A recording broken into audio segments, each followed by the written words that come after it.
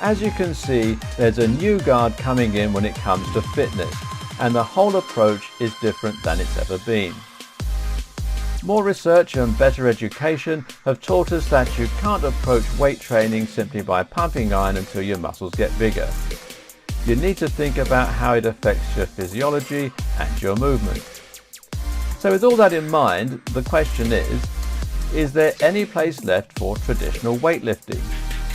More specifically, is there any place left for resistance machines? Now, in case you're in the dark at this point, a resistance machine is essentially any piece of equipment that guides you through a workout. They often take up a large proportion of the gym and have more space dedicated to them than free weights, tragically. In most cases, they utilize some kind of pulley system in order to move weights around. You can see them in the background of this picture below the video screens. You sit yourself down on a comfortable seat, you push a metal pin into a rack of weights to set how much you want to use, and then you get lifting. By pushing the handle, pulling the cable, or moving some kind of appendage, a hinge guides you through a very specific range of motion, and this then ensures that you train the target muscle. Now, if you've been paying attention, you should already be able to see what's wrong with this approach. This is the opposite of compound and the opposite of functional. This is even more isolated than a seated dumbbell curl. Your arm is being guided through a specific arc of movement, and there is literally no way that you can deviate from this path. No other muscles are being used other than to brace you in the chair, and you don't even need to balance because you're not standing up. So this is useful, right? Actually, no. For starters, resistance machines of course have a place when it comes to teaching beginners to build muscle, as well as helping people who are recovering from injury. If you have a damaged back, then you might not be able to perform pull-ups or squats with a heavy weight. You can use mobility work to recover, but in the meantime, you should look for ways to keep your other muscles strong. By completely isolating your muscles, as you do in a resistance machine, you can completely remove any danger of hurting your back and thereby continue to lift heavy weights.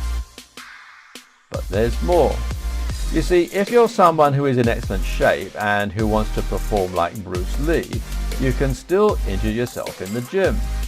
In some ways, you're more likely to if you find yourself throwing about your 1 rep max.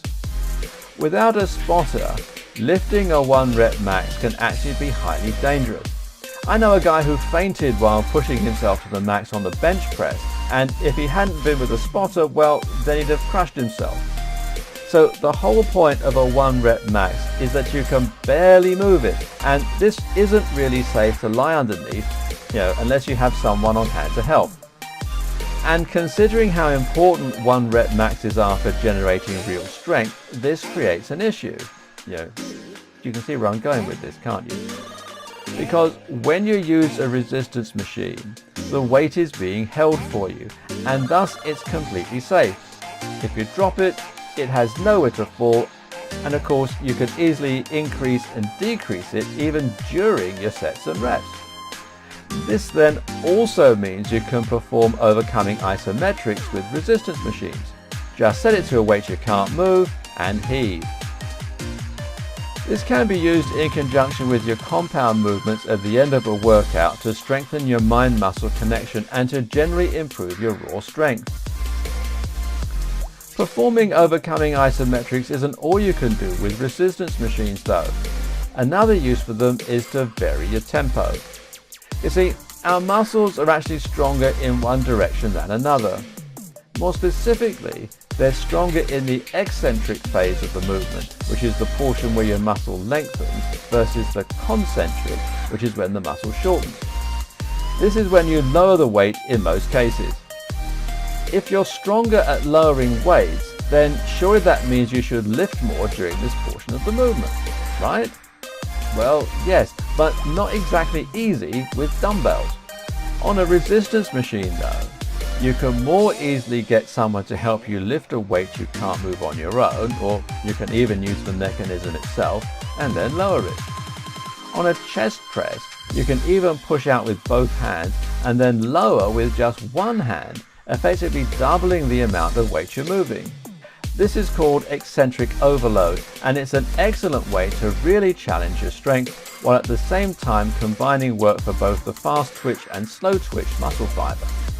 Explode up, increase the weight, and then lower through the count of 5.